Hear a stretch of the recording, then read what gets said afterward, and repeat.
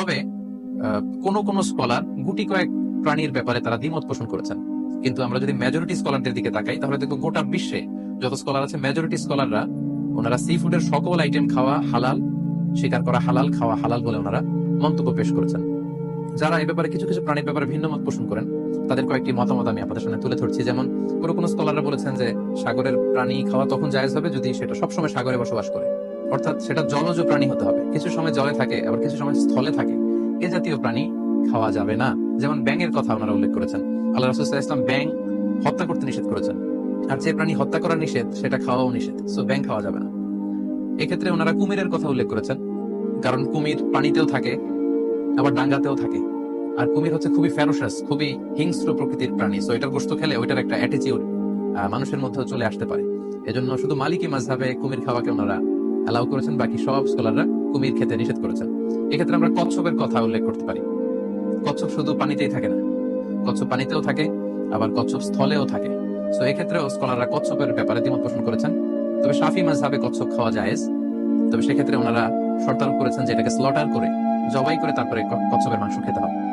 সাগরের প্রাণীর ক্ষেত্রে হানাফি মাযহাবের মূলনীতি হচ্ছে যে সাগর থেকে যেটা মাছ হিসেবে আহরণ করা হয় শুধু সেটা খাওয়া যাবে। রিপিট, আমি আবার বলছি, হানাফি স্কুল অফ থটে ওনাদের মূলনীতি হচ্ছে যেটাকে আমরা মাছ বলি, সাগর থেকে প্রাপ্ত শুধু ওই প্রাণী যেটা মাছ সেটা খাওয়া যাবে।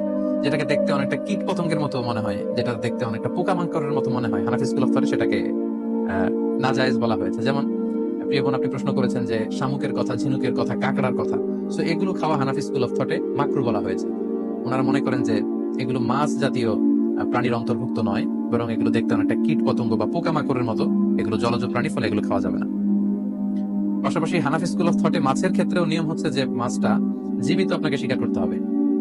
সেটা যদি মৃত হয়, পানিতে ভেসে আছে, যেটাকে তফি বলে আরবিতে, এই জাতীয় মরা মাছ খাওয়া যাবে না। এর কারণ ওনারা এক্ষেত্রে খুব এক্সট্রা কশন ওনারা ব্যবহার করেছেন, অর্থাৎ মাছ যদি মরে পানিতে ভেসে থাকে সেক্ষেত্রে এটা কি স্বাভাবিক মৃত্যু হয়েছে মাছের নাকি বিষাক্ত কোনো জিনিস খেয়ে মাছের মৃত্যু হয়েছে সেটা আমরা জানি না। সেক্ষেত্রে ওনারা বলেছেন যে মরে পানিতে ভেসে আছে এরকম মাছ খাওয়া যাবে না, বরং জীবিত অবস্থায় আহরণ করতে হবে।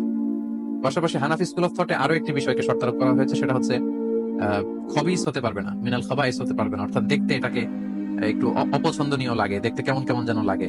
আমাদের মানবিক যেই আমাদের চিন্তা বা গুণাবলী, আমরা সাধারণত সেটাকে দেখতে সুন্দর লাগবে না, সেটাকে কেটে ফ্রাই করে খেতে আমাদের ভালো লাগবে না, এরকম হলেও সেটা খাওয়া যাবে না।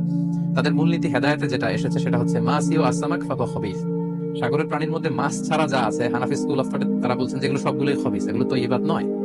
কারণ আল্লাহ তাআলা আমাদেরকে যে তৈয়বাত খাবারকে হালাল করেছেন সেটা এর অন্তর্ভুক্ত নয়।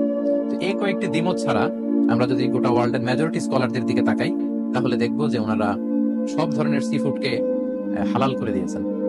কারণ কোরআনের এই আয়াতটি যেটি আমি বললাম যে উহিল্লা লাকুম সাইদুল বাহরি ওয়া তুআমুহু, এটি এবং রাসূল সাল্লাল্লাহু আলাইহি ওয়াসাল্লামের স্টেটমেন্ট আল হিল্লু মাইতাতুহু, সাগরের যে কোনো প্রাণী এটা মরা হলেও খাওয়া যায়, এই আয়াতটি এবং এই হাদিসটি এটা হচ্ছে খুব জেনারেল স্টেটমেন্ট, ব্যাপকভাবে সাগর থেকে প্রাপ্ত সকল খাবারের ক্ষেত্রে এটা প্রযোজ্য। যদিও হানাফি স্কুল অফ থটে কিছু কিছু সি ফুডকে মাকরু বলা হয়েছে, কিন্তু এগুলোকে আসলে হারাম বলার সুযোগ নেই, কারণ কোন প্রাণীকে খাওয়া হারাম এটা বলতে হলে অকাট্য দলিলের প্রয়োজন, আল্লাহ দিল্লাল কাতিইয়া ছাড়া আসলে কোনো জিনিসকে হারাম বলা যায় না। তো এক্ষেত্রে এটা রুচির ব্যাপার। আমরা যদি গোটা বিশ্বে দেখি যে মেজরিটি মুসলিম কান্ট্রিতে কাঁকড়া খাওয়া হচ্ছে, অনেক স্কলারদেরকে আমরা দেখেছি ওনারা কাঁকড়া খাচ্ছেন, ওনারা স্কুইড খাচ্ছেন, অক্টোপাস খাচ্ছেন, তো সেক্ষেত্রে আমাদের রুচিতে যদি ভালো লাগে তাহলে আমরা খেতে পারি, এটা রুচির সাথে সম্পৃক্ত। আপনার রুচিতে যদি না কুলায় আপনি খাবেন না। যেমন এই ক্ষেত্রে আমরা উদাহরণস্বরূপ দব, হাদিসে যেটা গুইসাপ জাতীয় একটা প্রাণীর কথা সহিহ বুখারীতে এসেছে, যেটা আমাদের বাংলাদেশে অনেক এলাকায় সান্ডা বলে থাকে, তো এই গুইসাপ জাতীয় প্রাণী খাওয়া কিন্তু হারাম নয়। আমরা সহিহ বুখারীর বর্ণনায় জেনেছি যে আল্লাহ রাসূল সাল্লাল্লাহু আলাইহি ওয়াসাল্লামের স্ত্রী মাইমুনা রাদিয়াল্লাহু তাআলা আনহার বাসায় আল্লাহ রাসূল সাল্লাল্লাহু আলাইহি ওয়াসাল্লাম সহ অনেক সাহাবারা খেতে বসেছিলেন, সেখানে একটা প্লেটে গুইসাপকে ফ্রাই করে দেওয়া হয়েছিল। রাসূল সাল্লাল্লাহু আলাইহি ওয়াসাল্লাম খেয়াল না করে সাধারণ বস্তু মনে করে সেখানে তিনি হাত দিচ্ছিলেন। তখন অনেক সাহাবারা, মহিলা সাহাবারা বললেন, ইয়া রাসূলুল্লাহ, এটা তো দব, এটা তো গুইসাপ। এই কথা শুনে আল্লাহ রাসূল সাল্লাল্লাহু আলাইহি ওয়াসাল্লাম সেখান থেকে হাতটা সরিয়ে নিলেন। তো এই দৃশ্য দেখে খালিদ ইবনে ওয়ালিদ রাদিয়াল্লাহু তাআলা আনহু জিজ্ঞেস করলেন, ইয়া রাসূলুল্লাহ, গুইসাপ খাওয়া কি হারাম? হারামুন আদ-দাব্বু ইয়া রাসূলুল্লাহ, আপনি যে হাত সরিয়ে নিলেন, গুইসাপ খাওয়া কি হারাম? আল্লাহ রাসূল সাল্লাল্লাহু আলাইহি ওয়াসাল্লাম বললেন যে না, গুইসাপ খাওয়া হারাম নয়, তবে আমি এটা খেয়ে অভ্যস্ত নই, আমাদের এলাকাতে এটা পাওয়া যায় না, এজন্য আমি এটা খাচ্ছি না। তাহলে বোঝা গেল এক্ষেত্রে এটা রুচির সাথে সম্পৃক্ত। সো গুইসাপ হালাল বলে যে গুইসাপ আমাদেরকে খেতে হবে, সান্ডা আমাদেরকে খেতে হবে, এমন কোনো কথা নেই। আপনার যদি রুচিতে কুলায় আপনি খাবেন, আর রুচিতে যদি আপনার না আসে তাহলে আপনি খাবেন না। অনুরূপ ভাবে যেহেতু সাগরের মাছ হিসেবে হাঙ্গর মাছ, তিমি মাছের ব্যাপারে অনেকে আমাদের কাছে জানতে চায়, আমরা বলবো যে হাঙ্গর মাছ খাওয়া, তিমি মাছ খাওয়াও হালাল যদি আপনার রুচিতে আসে। হালাল বলেই যে খেতে হবে এমনটা নয়। সেক্ষেত্রে আমরা সহিহ বুখারী এবং মুসলিমের একটা চমৎকার হাদিসের কথা এখানে উল্লেখ করতে পারি। সেখানে আমরা জেনেছি যে সাহাবাদের একটা দলকে আল্লাহ রাসূল সাল্লাল্লাহু আলাইহি ওয়াসাল্লাম একটা নৌ সফরে পাঠিয়েছিলেন। বেসিক্যালি কুরাইশদেরকে আটকানোর জন্য সাওয়াহিলি পথে সাগরের উপকূল দিয়ে ওনারা গিয়েছিলেন। সাথে খাবার ছিল না, খেজুর ছিল, খেজুর শেষ, গাছের পাতা পেরে পেরে ওনারা খেতেন। হঠাৎ প্রচন্ড ক্ষুধার্ত অবস্থায় 300 জন সাহাবীর একটা কাফেলা, তারা সাগরের পাড়ে যেয়ে দেখলেন সাগরের ঢেউয়ের ধাক্কায় বিশাল এক তিমি মাছের মতো একটা প্রাণী পড়ে আছে। ওনারা এই তিমি মাছ তখন খেতে আরম্ভ করলেন। তারা সেখানে প্রায় 1 মাস ছিলেন, সংখ্যায় ছিল 300 জন সাহাবীর মতো।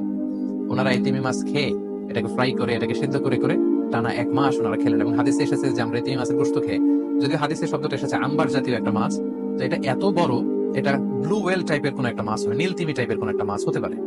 কারণ হাদিসে এসেছে মাছের গোশত খেতে খেতে এটার কঙ্কাল বের হয়ে আসলো। তো একজন সাহাবা এটার পাজরের একটা কঙ্কালকে বালুর মধ্যে গেড়ে দাঁড় করালেন, কঙ্কালের একটা হাড্ডি। এই হাড্ডিটা এত বড় ছিল যে সাহাবারা ওই হাড্ডির নিচে দিয়ে ওট সহ, ওটের হাওদাত সহ যেতে পারছিলেন এবং ব্যাক করতে পারছিলেন। তাহলে সেই তিমি মাছের কঙ্কালের স্কেলিটনের পাজরের হাড্ডিটা কত বড় ছিল, সেখান থেকে আমরা বুঝতে পারি এটা তিমি টাইপের কোন একটা মাছ হবে। সফর শেষ করে ওনারা যখন মদিনায় আসলেন তখন আল্লাহ রাসূল সাল্লাল্লাহু আলাইহি ওয়াসাল্লামকে ওনারা পুরো ঘটনার বৃত্তান্ত খুলে বললেন এবং জিজ্ঞেস করলেন, ইয়া রাসূলুল্লাহ, এই যে এত বড় তিমি মাছের মতো একটা মাছ যে আমরা খেয়েছি, আমরা তো জানি না এত বড় মাছ এটা খাওয়া শরীয়তে বৈধ কিনা। আল্লাহর হাবিব সাল্লাল্লাহু আলাইহি ওয়াসাল্লাম বললেন, এটা বৈধ, তিমি জাতীয় মাছ এগুলো খাওয়া বৈধ, এটা আল্লাহ তাআলা তোমাদের জন্য রিজিক হিসেবে রেখেছিলেন।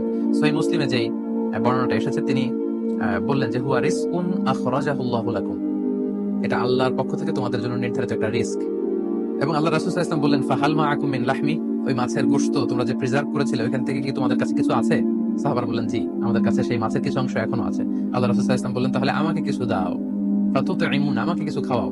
ক্বালা ফাআরসালনা ইলা রাসূলিল্লাহি সাল্লাল্লাহু আলাইহি ওয়াসাল্লাম মিনহু ফাআকালাহু, তারা তাদের বাড়ি থেকে সেই মাংসের কিছু অংশ এনে রাসূল সাল্লাল্লাহু আলাইহি ওয়াসাল্লামকে দিলেন, পাঠালেন, এবং সেই তিমি মাছের গোশত থেকে আল্লাহ রাসূল সাল্লাল্লাহু আলাইহি ওয়াসাল্লাম নিজে ভক্ষণ করলেন।